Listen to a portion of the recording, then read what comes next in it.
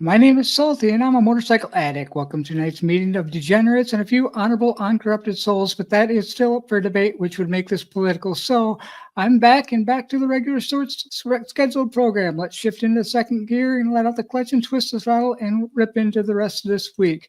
From within the Badger set, a different type of hole. Don't forget this off-season. Please remember those of us riders suffering through winter with PMS, Park Motorcycle Syndrome. Our bikes suffer too. I'm still trying to convince my wife motorcycles are a good financial investment. She doesn't agree, but I'm willing to trade one basket case for another.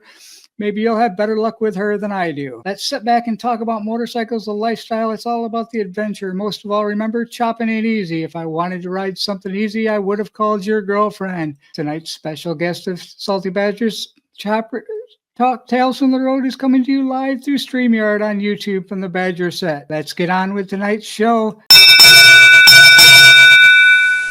Salty Badger arriving.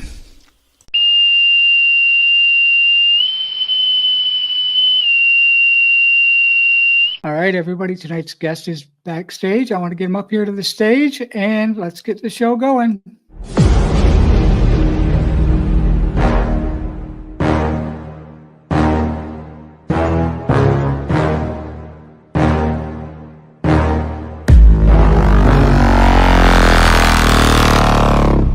All right, everybody. Tonight's guest from Tales from the Road is Joker Cycleworks to talk about some chopper stuff. Can you hear me all right? Yeah, you're a little quiet, but I got my volume turned up, so.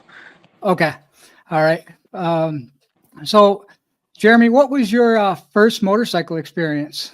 I've had motorcycles ever since I was 5. So my dad brought home a Honda Z50. That was probably the first motorcycle experience other for myself. I mean, he always had friends that rode bikes. When I was a kid growing up, it was nothing for me to wake up with bikes in the yard when I stayed at his house on the weekends. So it's just been something I've been around my whole life. That's awesome. That's kind of the way I was. I had a Trail 70 for my first one. The old, I forget what they, with the monkey bars, fold down handlebars. They call them monkey bikes. Oh, yeah. Yep, that was my first experience and kind of kept them. I still have 3 of those, so. They're hard to let go of. My grandpa collected them, and I just can't let them go. So, who is your biggest influence in regards to motorcycles? I don't know. There's quite a few. My dad, obviously, and his friends were a huge inspiration for my passion for motorcycles. I would probably say those guys, and I mean, the whole biker build-off thing, I think it sparked a lot of interest for a lot of guys. The builders from that generation that I kind of look out and say that they're inspirational is, Billy Lane, Trevelyan are probably my 2 favorite. Warren Lane, he's another one of my favorites. But even back when the David Mann pictures, I'd look at my dad's Easy Riders and see the old bikes in the David Mann magazines, an Easy Rider, and those bikes were iconic, and they were just painting. So that was a huge inspiration. The first bike I think I ever really seen that caught my attention was a bike, an Easy Rider. It had Frankenstein on it, a Sugar Bear Springer, and I actually finally got to meet Sugar Bear, and he's a friend of mine now. And so that's all those old guys. They all bring something to the table. Nice. Yeah, they do. They definitely do. I mean, I grew up with my dad building choppers in our living room because we didn't have room. And then they moved out to the garage, had a place for the garage, but I was around them my whole life. And that's kind of what brought me into it. So you said earlier what your first motorcycle was that started it all off. So when did you start working on motorcycles professionally? Professionally, I guess I opened the shop professionally in 06. I bought a 83 Wide Glide when I was 19. And it was a shovel head. I didn't know anything about motorcycles. And I kept having to take it in, get it worked on. It was quite the disaster. And I just kept paying bill after bill and, repair fee after repair fee. And I was just like, I got to figure out a way. So I bought a manual. My dad passed when I was 16, so I didn't really get to utilize him for any information. So I bought a manual, and got with some old guys that were friends of my dad's and some guys that rode bikes, and just asked a lot of questions and paid attention, and slowly built into my shop in '06. Nice.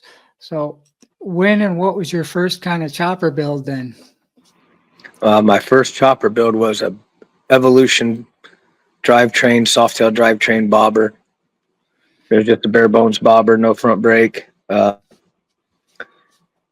had a red, powder coated red frame with hot rod black gas tank and fender on it.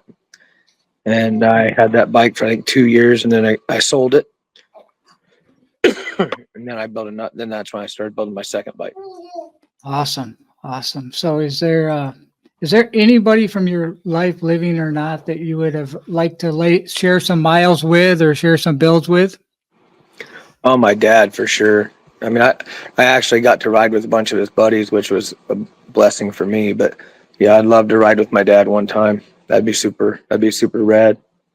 That seems to be the big consensus on that question every time I ask it, because that's kind of the same question. That's the same answer I have. I mean, I got to ride with my dad when I was very young on the back of a motorcycle, but I've never actually laid any miles with each of us riding together. Yeah, same with me. I rode on the back of he had a 48 panhead. I rode on the back of it about any chance I could get. But yeah, I never got to put miles beside him. So what would you say your favorite build to date is that you've done so far? Oh, man. I don't know. They all have a special place in my heart, really. I mean, my green pan shovel chopper, that's my personal chopper. I love that bike. It's dependable. I take it everywhere. But as far as, I mean, the last couple, my panhead, I built and I sold it.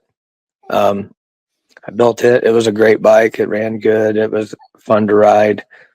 I mean, I really don't have necessarily a favorite. I got the one that's mine, but they all have a special place for me. You can't put the time I put into these things and the hours upon hours of they're all different levels. The one I'm doing now, I'm fabricating pretty much everything except the Sugar Bear Springer. And that bike has a lot more man hours than some of my other bikes, but there's still, you spend a lot of time with something, you kind of get attached to them all. Yeah, that's definite, because you can't ever get like I tell everybody, when you're building choppers and everybody's like, oh, they're expensive when they put them on the market a lot of times, but they're really not, because you're not figuring your time in. You have material, and that's really what you don't get your time back in that sense, the time that you've spent building them, if you're building them to sell. Yeah, I mean, I do it because I love it, and I tell everybody who's in the industry or anybody that wants to get into the industry, or young guys, I'm like, if you're doing this because you love it, cool. If you're doing it because you want to have notoriety and fame, you're going to be disappointed. Not just saying that you can't get some notoriety and be known for what you do, but it's just a matter, it takes years. I mean, next year I've been doing this for 20 years professionally, and I just recently went full-time at my shop in the last year. And I used to work full-time and do my shop part-time. There's another full-time job actually, but what people don't understand, some people have a problem with that, and it's like, I worked 10-hour days at my job and then would come home, eat dinner, and work in my shop till 9, 10 o'clock at night every single day to meet the expectations of my customers and do the builds I wanted to do. So I was basically working 2 full-time jobs. And I just recently went full-time at my shop at the beginning of this year. So it's a lot of work to build these things. And, I've had people ask, you're like, hey man, I want you to build me a custom set of bars. And I'm like, listen, you just need, what's it for? It's for a street glide. Okay, well, I can build them for you, but they're going to be $1,000. Right. Well, that's ridiculous. That's what I'm saying. The chrome's going to be $400. Just the chrome. And then you got the tubing, and then my time making them. I said, it's going to be $800 to $1,000. You're better off just to buy something that's on the market that you're willing to accept. Because there's certain times I'm willing to accept using other parts that are already on the market, and then there's times where I'm like, no, I'm building them all. Yep. But you're right. You're not going to make any money back from that stuff. That's just, you're doing it because you love it. Yeah, and that's kind of where I'm at. I do it because I don't do it to make money. It's a hobby for me, and I do it because I enjoy it. And I've yet to sell one because I just kind of I get attached to each one of them, and luckily my wife feels the same way, and she's not making me force one out the door to start the next one. So, but I think eventually that time's going to come because I just kept collecting them and start building them, and she's starting to wonder when the next one's going to be done. I have quite a few myself, but I won't give them away if I can't make decent money on them. If I can't get a fair price for them, I'm not getting rid of them, and my wife understands that too. Yeah. But Yeah. I do build I have my green chopper, and I have some other bikes that are sentimental bikes to me. But for the most part, if I build it, it's for sale. If somebody's willing to pay for it, then I'll sell it. If they're not willing to pay for it, then I'll keep it and I'll show it till somebody wants it, or it'll sit here. Either way it goes. That's awesome. So, would you say the chopper crowd is different than the rest of the motorcycle community? Well, I think the chopper crowd's different itself, and I think it's 100% different from the motorcycle community. The chopper crowd itself, I feel like you have like the vintage guys that want to have like the 70 shovels with the 12 over Springer front ends and all vintage 70 parts, and they want to have their pan head that's kickstart only, and they want to have their beard and long hair and that kind of do that old retro type thing. And then you have the other spot where it's like the guys like me. I love choppers, but I like the hot rod aspect of a chopper. I like to build a bike doesn't look like everybody else's bike, or is an extension of how I want a bike to be. And I think that's the biggest difference. I mean, there's a lot of guys running around with Sportsters right now with 20 over Springer front ends and putting the mid-mount controls on them, and hey, they're riding them and they dig it, and that's their scene, and it's cool. And if they're happy, that's rad. For me, I'm just a fan of the old school hot rod choppers. That's what I love. That's where I'm at. I kind of like the old school stuff. I mean, I got a big tire hot rod Sportster. A lot of mine are Sportster builds just because I love the Sportsters. They're self-contained. They're inexpensive platform to start with.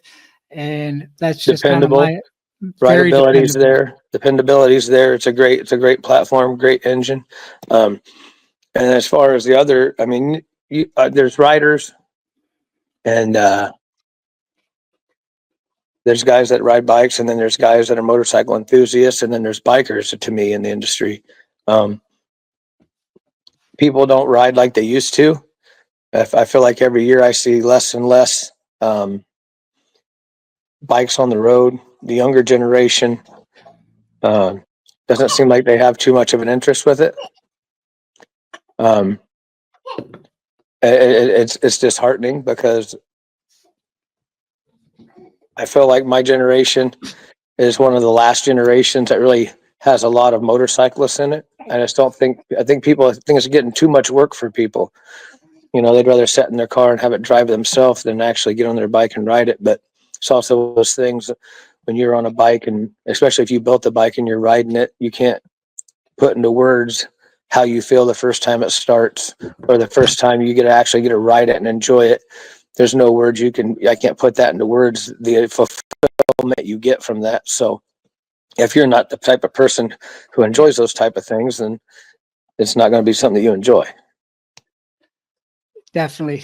That's definitely the way. I noticed that you've got a lot of amazing parts that you make and everything. Is there one that's more popular than the rest of them when you're selling them?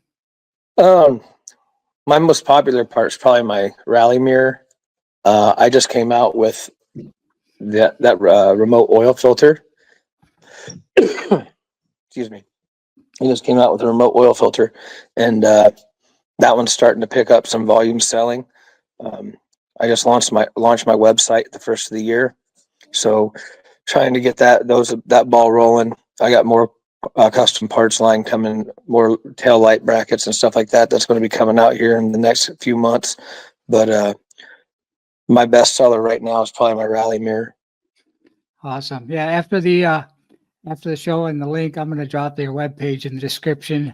So everybody can go over there, check out his webpage. He's got some nice chopper parts, but he's also got some shirts, hats, all sorts of good swag on there for everybody to check out and help him out, because all that stuff helps out the smaller shops. Even if you're not buying parts, if you're buying some of his gear and his shirts and things, that definitely helps out the smaller shops. So what would you say is your damn moment? I did this.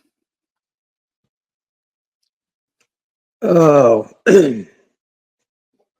probably when I got in my first Easy Rider magazine. Like when I started my shop, I really wanted to get my bike an Easy Rider. My dad always wanted to get his bike an Easy Rider and never made it happen, and passed away before he even could figure out how to do it. So for me to actually, I started the shop. I just didn't want to be another service shop. I mean, you got to do what you got to do to pay the bills, but I wanted to be known for building customs. And I built a little bobber, and then it got a 6-page spread in Easy Rider, I think back in 09. So that was probably like, I can't believe I did it. And then I was like, okay, now I want to do it again. I think I only have one cover. I've only gotten one cover. It was an Easy Rider cover back in 2018. And I've had several bikes in the magazine, Cycle Source, the Horse, Easy Rider. But that's the only one cover I got. So I'd probably say getting into Easy Rider was like I did it. And then when I made the cover was probably the second one. Nice. Yeah. I'll tell you, there's nothing the same as a motorcycle magazine, though, having the pages in your hand, turning it. I mean, everything's gone to the web pages and stuff, but my own personal thing, man, I like having the magazine in my hand. I do too. But I mean, unfortunately, as we grow and as we get older and times evolve, that's going to be a thing of the past here shortly, I believe, unfortunately. I mean, Chris and Heather are working their asses off to keep Cycle Source on newsstands, but it's one of those things. Eventually, everybody wants right now gratification. The bike I'm building now, I haven't posted anything about it. I posted when I cut the frame in half, and that's all I've posted. And I just don't. It's not that I don't want to share it. I'm to the point where I just want to get it built, and I'll share pictures afterwards. I don't want to be on the phone all the time. There's times I take pictures. I'll post a picture of that, and then I'll get home.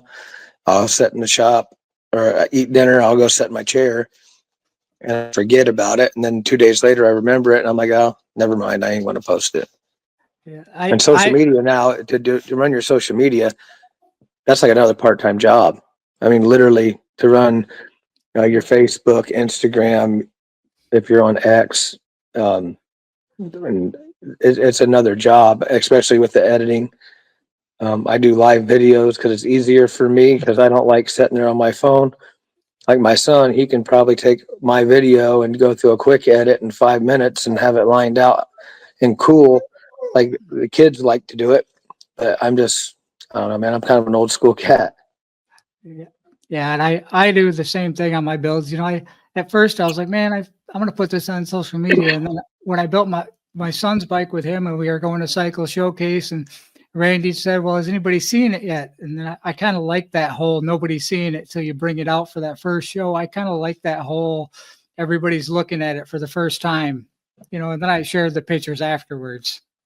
Yeah, I did an unveiling there a couple of years back. I took my bike, the Velvet Hammer. It was a shovel head, and I didn't even name it. I told Randy I built a bike for his show, but he had to name it when it got there. And I did post pictures of that bike as I built it.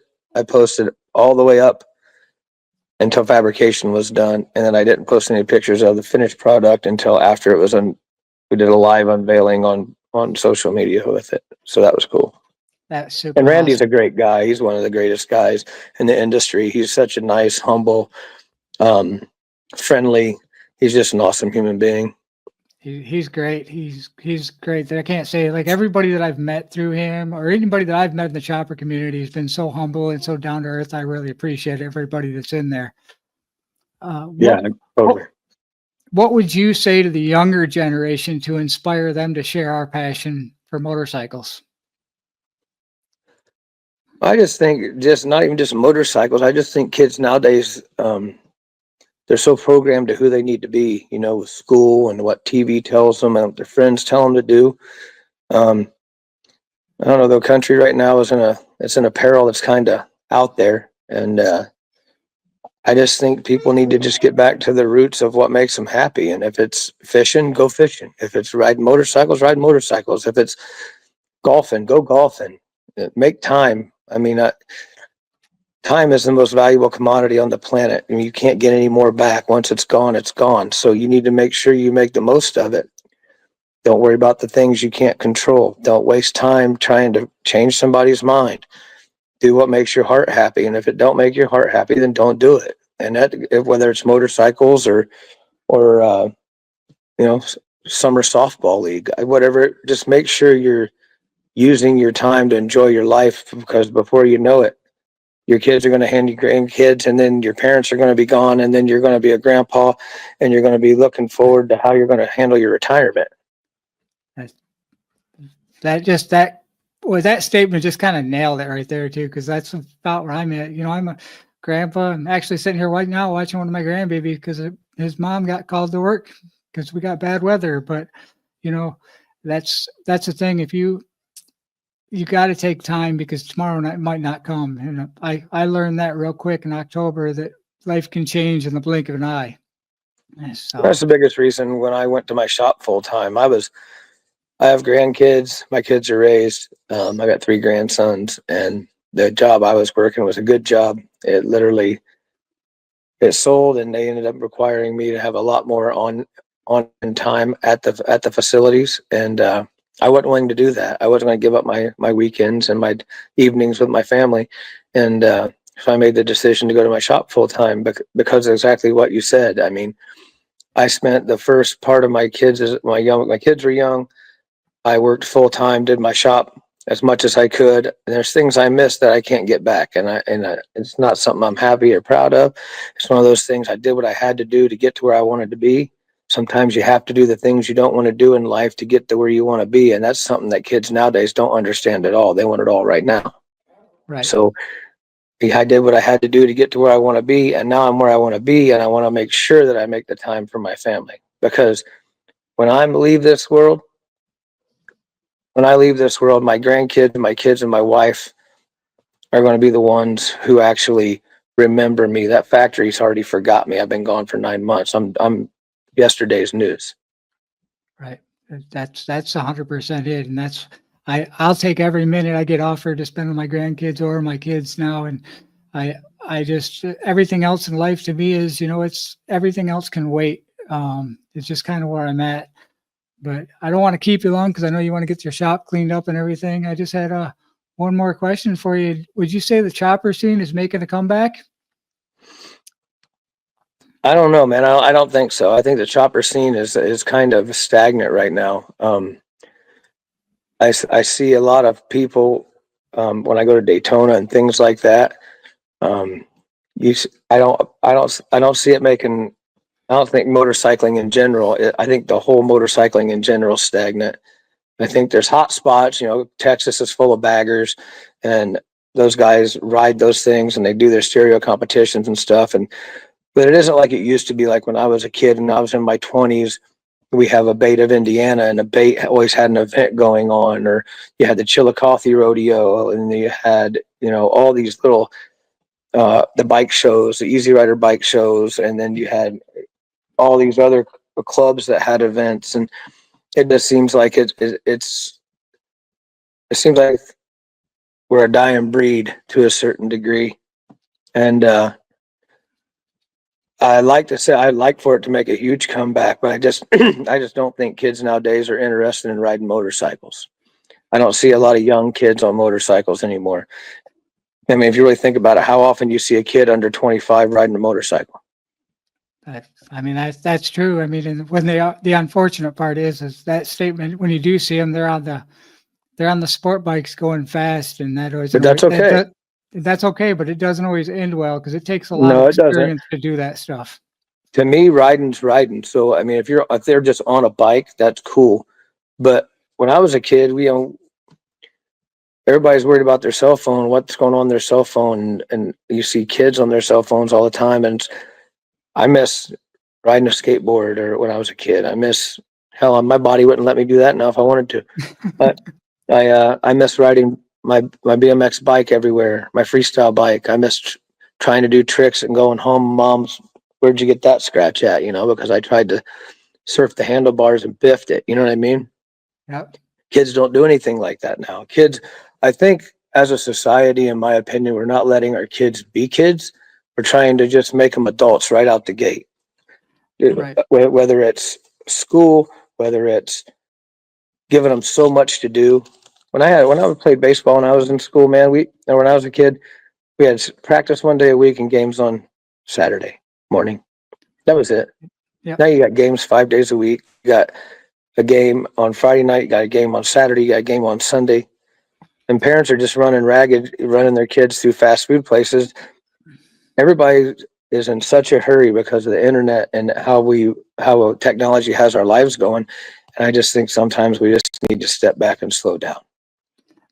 Yeah, that's definitely true. And I got to enjoy, I mean, my son's 27 and I got to enjoy building that chopper with him, actually the one in the picture behind me with him. And I let him do everything on it. And it was his vision and everything on it. But watching him do it and watching the new vision of it, and my dad kind of looked down too a little bit, and he's like, that's kind of like newer stuff on there, but it's an old school look, so it really turned out good. And I was That's happy the best way part about it with the technology we have now, right? You can take an Evo drivetrain that's, whether it's a Sportster or whether it's just a big twin Evolution, and you can buy it reasonable, and you can put it in a soft tail frame and modify the frame with the fender, or you can buy a rigid frame. But you can make a dependable, fun bike to ride. I mean, some of my favorite, I don't know about yourself, but for myself, some of my favorite thing to do is when I can get on my bike with my wife on a Sunday and have no plans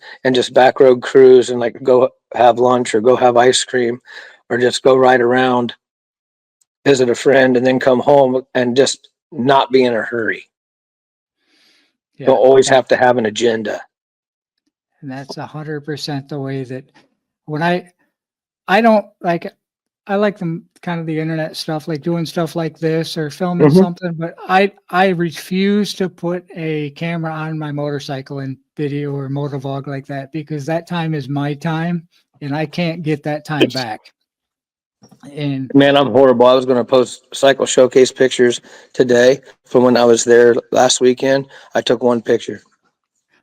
I literally took one picture of Michael Lang talking to Randy when he unveiled his knucklehead. That's the only thing I talked. That's the only picture I took. Me and my wife, when we go to Daytona and go to all the events we go to, we're bad about not taking pictures because we're trying to enjoy our time with each other. And I enjoy the pictures. I enjoy this. I mean, if you look at my hashtags on my Instagram account, and Facebook, my last hashtags always, you meet the best people on motorcycles. Without motorcycles, I wouldn't have been in Detroit and met you. I wouldn't have met Randy. I wouldn't have met Detroit Randy. There's a whole list of people that I'm friends with, I'm good friends with because of motorcycles. So I don't think people understand the camaraderie today like the camaraderie was 20 years ago when it comes to motorcycling. Does that make sense? yeah, that makes 100% sense, because I feel the same way. Like when I went to when I met Detroit Randy and I met everybody at the Detroit, those like Randy's show and cycle showcases show, like a lot of the invitational chopper shows, when you go to those, it becomes part of a family. Like you learn the people are just there and they don't talk, you talk about the motorcycles and you look at the motorcycles, but you learn about each other and it becomes part of a family. The invitational shows, I agree with you 100%. The invitational shows I love are like the Dam Show, the BC Moto Show, Bill Dodge's show, Cycle Showcase, the awards. It's cool if you win an award, man, but the awards are just awards. That's not why I go to do I don't go to shows. Even like in the Daytona when Cycle Source has a show, I'll take my new build there to hang out. But if I win, I win. If I don't, I don't. It doesn't really matter to me. I go there to show off my bike, look at other bikes, network with other people who are like-minded that enjoy the motorcycles. And here's the thing, I don't critique people's stuff. If a guy buys a welder from Harbor Freight and he has a one-car garage, and he builds his bike, and he builds the best bike he can to his ability. That's safe. It has to be safe. Yep. And he rides it. It doesn't matter what anybody else thinks. As long as that, he did it and he loves it, that's all that matters. I've told kids that. They say, hey man, what do you think of my bike? Did you build it? Yeah. Do you like it? Yeah. Well, I love it, man. It doesn't matter what I think then. yeah, You and already won. that's the one thing. Like, I've been to a couple shows and stuff, and when I look at other motorcycles and everything, and if somebody asks me about their bike, I'm kind of the same way, unless I see something that's completely unsafe. If I see something on there that's unsafe, I'll be like, man, the way that you did that, you should probably change it a little bit. If you want an opinion, I can tell you how to do that, because I don't want to see somebody out there doing something that's not safe and hurt themselves because they didn't know how to do it correctly. I was at Randy's first time I went to Cycle Showcase. I took my green pan shovel chopper, and I had the sissy bar mounted into the fender with brass bolts just for the show. I polished brass bolts just for the show. And I'm standing there, and Jeff Cochran from Speed King Racing walks up to me, goes, hey man, how you doing? Jeff is a dear friend of mine. He's a great guy. Another guy I look up to in the industry. When I come out with a new part, I usually send it to him to get his opinion. He goes, hey man, what's up with these brass bolts? You can't be riding her around on this bike with brass bolts, man. It's not safe. I said, I know. And I knew you were going to break my balls about it. I said, those are just there for the show. I'm putting chrome ones in when I get home. He said, okay. So then you fast forward to when we went to Daytona. I pull into Willie's for chopper time. Tropical Tattoo. The first thing he did was walk up to see if I changed those bolts in that fender. And if I wouldn't have, he would have. And if I wouldn't have, he'd have chewed me up one side and down the other about how unsafe it was. Yeah, and that's just the way that, that's the way you almost have to be, because even as a builder, when you're building them, if you overlook something and somebody else has a good eye for it, they might catch something that you never even knew about, and they might save you down the road. That's why I always like to put, I like to get a riding season, a shakedown riding season on my bikes before they're for sale. Yeah. I like to have them ride it around for 6-8 months through the riding season from February through August. And if doesn't give me any problems and I put wrenches on stuff and everything's good, now it's something I can sell, but I can't just take it off the lift and sell it. Right. Well, that's kind of all I've got. And I appreciate you coming on. I don't want to take a bunch of your time, because I know you said you wanted to clean the shop and everything. I know you're on Instagram. That's probably the only social media you have, isn't it? I have at Joker Cycleworks on Facebook, Instagram. What's the other one that everybody's posting on now? I can't remember the name of it. Huh? X or TikTok? No TikTok. I have X, and there's another one that people have been posting on here lately, but and then my website, jokercycleworks.com. But yeah, we have a list of the shows we're going to be at. It's getting updated regularly as we agree to attend things. So anybody wants to come out and say, hey, we'll be in Daytona. We'll be at the Cycle Source show. We'll be at Willie's Chopper Time with our booth set up. We'll be at the Traditional Chopper Magazine Chopper Show at Giuseppe's during Bike Week. So anybody wants to come out and say hi, man, that's where we'll be. All right. Well, like I said, I appreciate your time. I just have one question, because I was scrolling around your page before I came on here. Is that fender are those fenders going to come off the sold off back order pretty soon? Or are you going to make those again? Yeah, we just had the guy that was making them for me had some medical stuff, and I do have a few of them around here, but I didn't want to leave them. I probably have 6 or 8 I can sell if you're interested in one, but I didn't. I put them on there as sold out because I didn't want to end up getting an order for 20 and having to backpedal with orders. You know what I mean?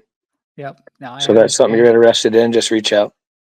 All right. Well, I appreciate your time. I'll let you get out of here. I don't have anything else. And I'll just finish up the show, wrap it up, and you can go back to building them awesome choppers that you build. I appreciate it a lot. No problem, man. Hopefully I'll get with you if I need anything. I appreciate it, man. Hopefully you get feeling better soon. We'll talk to you later. Okay. Thanks, man. All right, everybody. I can assure you that if you're not following Joker Cycleworks come over there, check out all his stuff in Instagram, check out his webpage, check out his merch, check out some awesome merch, pick up some stuff because like I said, you got to support other motorcycles. You got to support small businesses, small shops, especially in these times. He's out there putting the work in. Go over there, check out some of his cool shirts, check out some of his other stuff and support that stuff. So that's what I have for his thing. So please make sure and check out his content one last time. And everyone, get out there and ride when you can. Get out there and enjoy motorcycles.